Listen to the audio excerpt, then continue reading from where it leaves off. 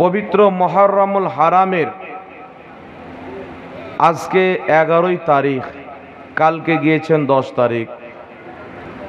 মুহররমুল হারামের ফজিলত আদম আলাইহিস সালাতু ওয়াস সালামের জামানা থেকেই বলা যেতে পারে, কারণ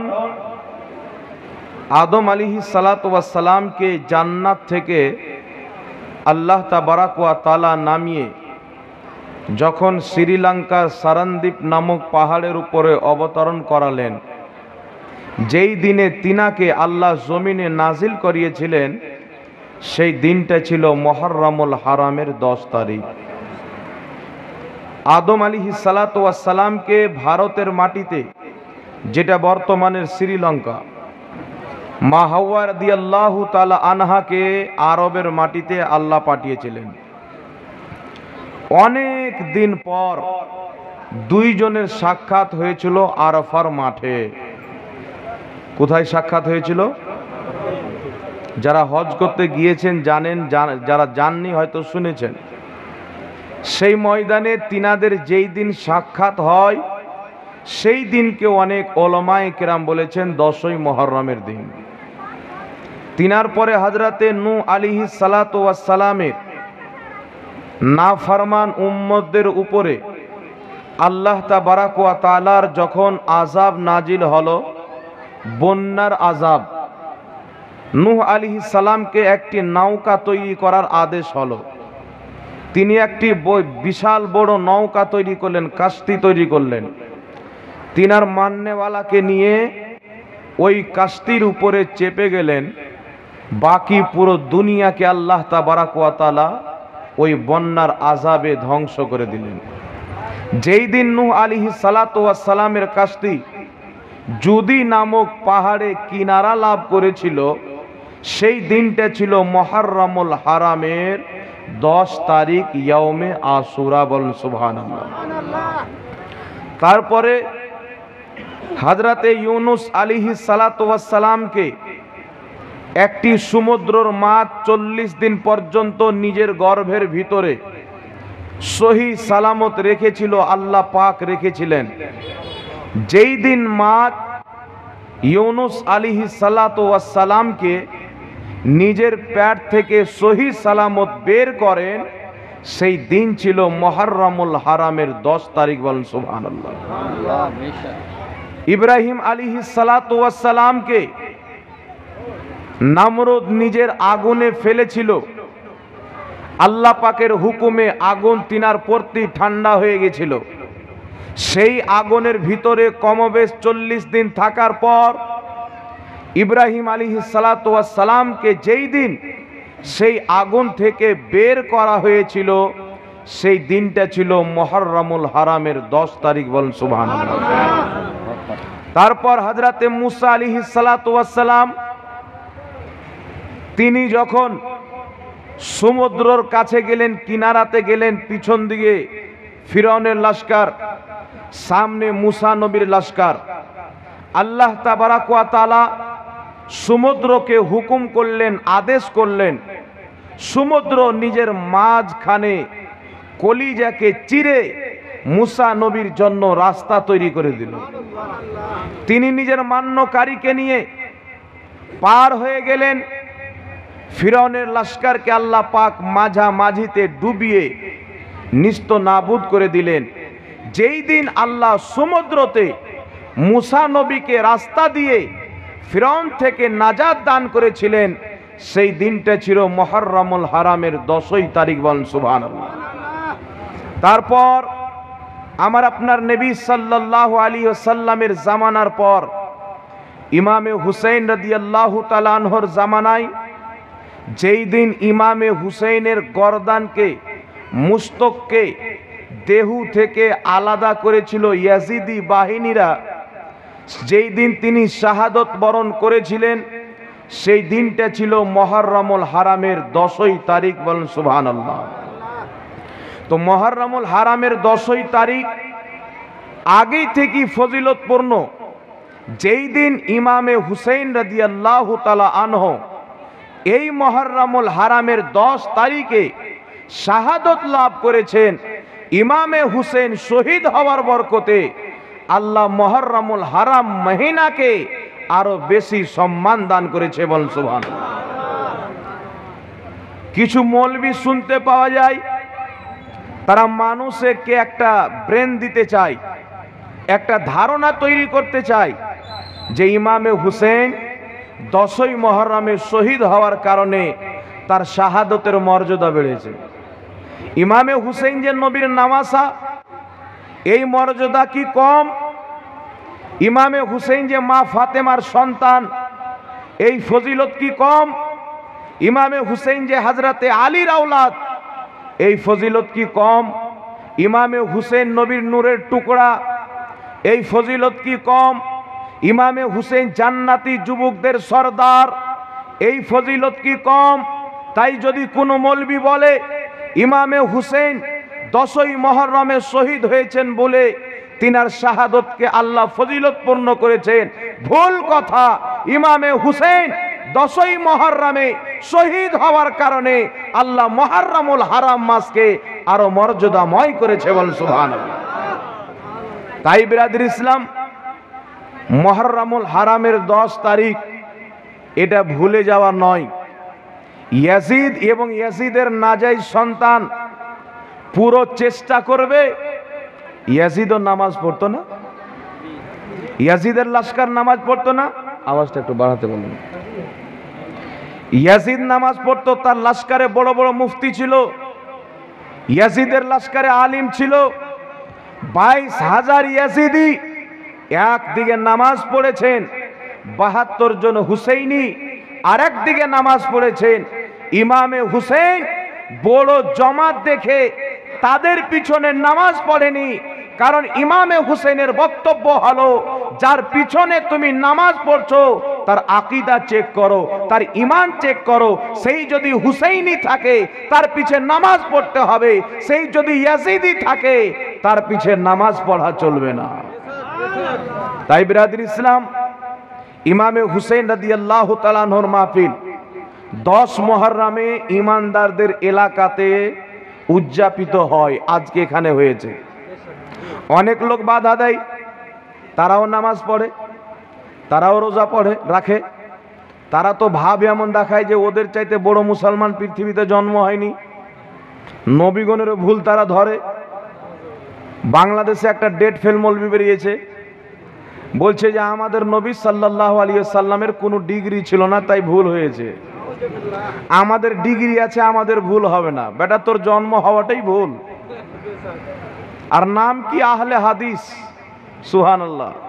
নাম দেখছেন, মানে চোরের মায়ের গলা জোর। তো বিরাদর ইসলাম, ইমামে হুসেন রাদিয়াল্লাহু তাআলা আনহুর মাহফিল আমরা সাজাচ্ছি, কিয়ামত পর্যন্ত সাজবে। যেই দিন সুন্নি শেষ, দুনিয়া শেষ। একটা সুন্নি এই জমিনে যেই দিন যতদিন থাকবে কিয়ামত আসবে না। রাসূল বলেছেন যতদিন পর্যন্ত একটা মুসলমান থাকবে কিয়ামত সংগঠিত হবে না। এই সুন্নি জামাতকে আস্তে আস্তে খোকলা করা হবে, তাদেরকে খরিদ করে ভুল বুঝিয়ে ঈমানকে ধ্বংস করা হবে। যেই দিন সুন্নি জামাত শেষ হয়ে যাবে সেই দিন কিয়ামত সংগঠিত হবে। কারণ কিয়ামতের আযাব সুন্নিদের উপরে আসবে না, কিয়ামতের আযাব তো 72 জাহান্নামী ফিরকার উপরে আসবে। এখন চলেন বিরাদর ইসলাম, ইমামে হুসেনের মাহফিল সাজানেওয়ালা এদের মর্যাদা কতটুকু, এরা কি লাভ পাবে? কালকে এক জায়গাতে ছিলাম, যুবক ভাইরা টাকা উঠিয়ে কালেকশন করে ইমামে হুসেনের সোহদায়ে কারবালার মাহফিল সাজিয়েছেন। অনেক ছেলে পিলে তাদেরকে বাধা দিয়েছে, নামাজ পড়িস না তো জালসা করে কি করবি? কিন্তু আসলে সেটা নয়। এরা জানে যদি ইমামে হুসেনের নামের মাহফিল হয় তো আমাদের বাপ ইয়াজিদ গালি খাবে। কথা বুঝে আসছে? হুসেনের জালসা হয়, ইয়াজিদের উপরে লানাত যাবে, ইয়াজিদ গালি খাবে। আর বলেন তো বাবা, আপনার আর আমার আব্বার দুইজনের ঝগড়া হয়েছে, এই হুজুর গিয়ে আমার আব্বার পক্ষে কথা বলছে, আপনার আব্বার বুরাই করছে, আপনি কষ্ট পাবেন কিনা? তো ইয়াজিদের সন্তান আছে, কিয়ামত পর্যন্ত তার অবৈধ সন্তান থাকবে। হুসেনের নামের মাহফিল হলে তার গায়ে আগুন জ্বলবে। আর ওই দাড়িওয়ালা মৌলবীকে যদি বলেন যে বাথরুমের উপলক্ষে জালসা দিয়েছি 20,000 টাকা দেবো, চলে আসবে। কিন্তু হুসেনের নামের জালসা করলে কষ্ট হবে কেন? ইমামে হুসেনের নামের জালসা হলে ইয়াজিদের উপরে লানাত পড়বে, ইয়াজিদকে বুড়া ভালা বলা হবে, ইয়াজিদের কারতুতকে খোলা হবে, ইয়াজিদের অপবিত্র কর্ম পৃথিবীর মানুষ জেনে যাবে। আজ পর্যন্ত ইয়াজিদের নাজেই সন্তান নিজেকে ওয়াহাবি বলনেওয়ালা, আহলে হাদিস বলনেওয়ালা চেষ্টা করে যেন হুসেনের মাহফিল মিটে যায়, কিন্তু যতদিন পর্যন্ত চন্দ্র সূর্য থাকবে নবী মুস্তাফার আহলে বাইতের জিকির হতেই থাকবে। বল সুবহানাল্লাহ। আল্লাহ নিজেই কোরআন পাকে করেছেন, নবী নিজেই হাদিস শরীফে করেছেন। তো না কোরআন খতম হবে, না আহলে বাইতের গুণগান খতম হবে, না হাদিস খতম হবে, না আহলে বাইতের গুণগান খতম হবে। তাই যেই ব্যক্তি হুসেনের জালসা থেকে, হুসেনের প্রশংসা থেকে নিজেকে গর্বিত না মনে করবে, যার গায়ে আগুন জ্বলবে, বুঝে নিতে হবে সে হচ্ছে ইয়াজিদের দলের লোক।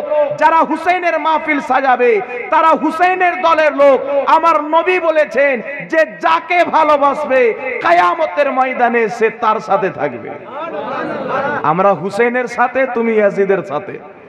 বেটা দেখে নিও কার কত দম আছে।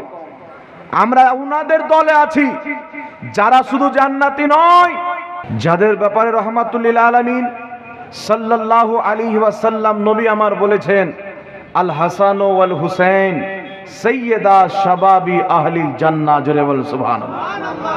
হাসান ও হুসেন জান্নাতি যুবকদের সর্দার। যে যাকে ভালোবাসবে হাসরে তার সাথে থাকবে, জান্নাতে তার সাথে থাকতে হবে। আর ইয়াজিদকে মাননেওয়ালা কার কাতারে থাকবে? জোরে বলতে হবে বাবা। আগে আহলে বাইত কাকে বলে শুনেন। আহলে বাইত নবী পাকের বংশধরকে বলা হয়। আমার আপনার নবী সাল্লাল্লাহু আলাইহি ওয়াসাল্লাম নিজের চাদরকে এইভাবে মেললেন, ডাক দিলেন, আলী এখানে এসো, ফাতেমা এখানে এসো, হাসান এখানে এসো, হুসেন এখানে এসো। হাসান, হুসেন, ফাতেমা, আলী রাদিয়াল্লাহু তাআলা আনহুম আজমাইন, ইনাদেরকে ডেকে আমার নবী চাদরের তলাতে করলেন, তারপরে ঢেকে দিলেন। ঢাকার পরে দোয়া করলেন, আল্লাহ এরা হচ্ছে আমার আহলে বাইত, এদেরকে তুমি খুব পাক করে দাও। আল্লাহ সঙ্গে সঙ্গে আয়াতে তাতহির অবতীর্ণ করে বললেন, মাহবুব আল্লাহ তো এটাই চায় যে প্রত্যেক অপবিত্রতাকে তোমার আহলে বাইত থেকে আমি আল্লাহ দূরে করে দেবো। বলেন সুবহানাল্লাহ। তো এই আহলে বাইত এমন একজন ব্যক্তি, এমন ঘরানার লোক যাদের পবিত্রতার উপরে আল্লাহ পাকের কোরআন অবতীর্ণ হয়েছে। জোরে বলেন সুবহানাল্লাহ। আল্লাহ তাবারাক ওয়া তাআলা কি বলছেন পবিত্র কোরআন পাকের মধ্যে?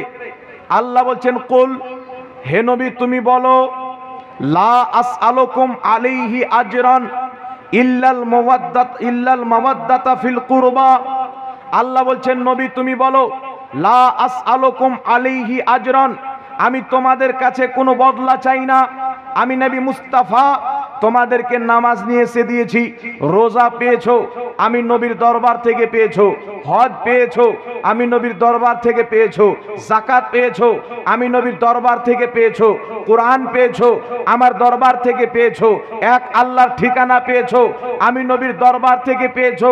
আমি নবী মুস্তাফা ঈমানের তাওলাত তোমাদেরকে দিয়েছি, আমি নবী মুস্তাফা হেদায়েতের পথ তোমাদেরকে দেখিয়েছি। আমি এই সমস্তর বদলা কিছুই চাই না। মনে করো ওই সময়ের কথা যখন মক্কার সেহানে আমি নবী মুস্তাফা সাজদাতে পড়েছিলাম, কুফফার ও মুশরিক আমার উপরে উটের ভুটি চাপিয়েছিল, আমি কষ্ট পেয়েছিলাম। এই কষ্টের বদলা কিছুই চাই না। আমি নবী মুস্তাফা তয়েফের মাটিতে দাওয়াত দিতে গিয়ে আমাকে পাথর মেরে আমার দেহকে রক্তে রক্তিত করা হয়েছে, আমি সেই কষ্টের বদলা চাই না। আমি নবী মুস্তাফার যুদ্ধের ময়দানে দান্দানে মুবারক শহীদ করা হয়েছে, আমি এই কষ্টের বদলা চাই না। আল্লাহ বলছেন, মাহবুব মুসলমানদেরকে বলে দাও, লা আসআলুকুম আলাইহি আজরান, আমি বদলা কিছুই চাই না, ইল্লাল মাওয়াদ্দাতা ফিল কুরবা, কিন্তু আমার আহলে বাইতের ভালোবাসা চাই, কিন্তু আমার আহলে বাইতের মহব্বত চাই। এটা কোনো কিসসা কাহানি নয়, এটা আল্লাহর কুরআন। আল্লাহ বলছেন মাহবুব বলো কিছুই চাই না, আহলে বাইতের মহব্বত চাই।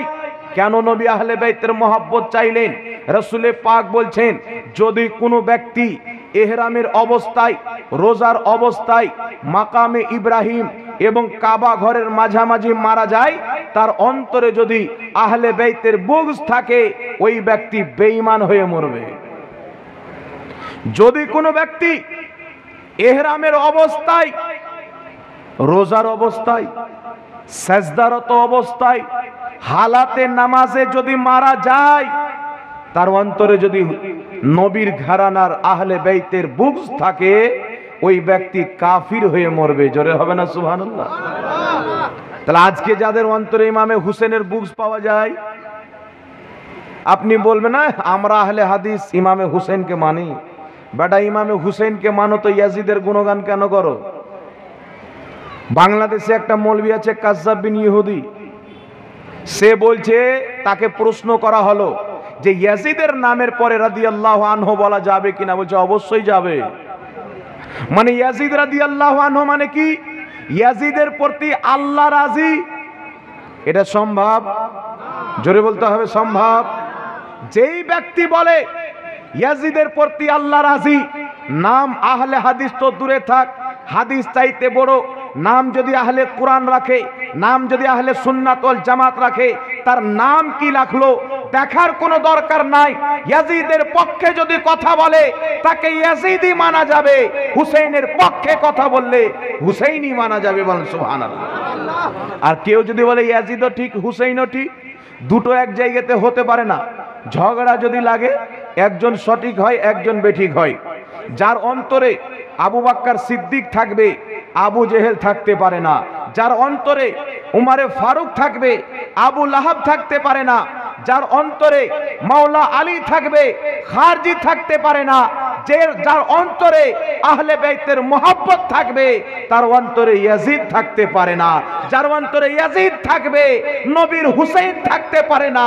হুসেইন যদি না থাকে, নামাজ পড়ুক, রোজা রাখুক, মুসলমান হয়ে না, বেঈমান হয়ে মরবে। বলেন সুবহানাল্লাহ। আল্লাহু আকবার। আল্লাহু আকবার। ইয়া রাসূলুল্লাহ, ইয়া আলী, ইয়া গাউস, ইয়া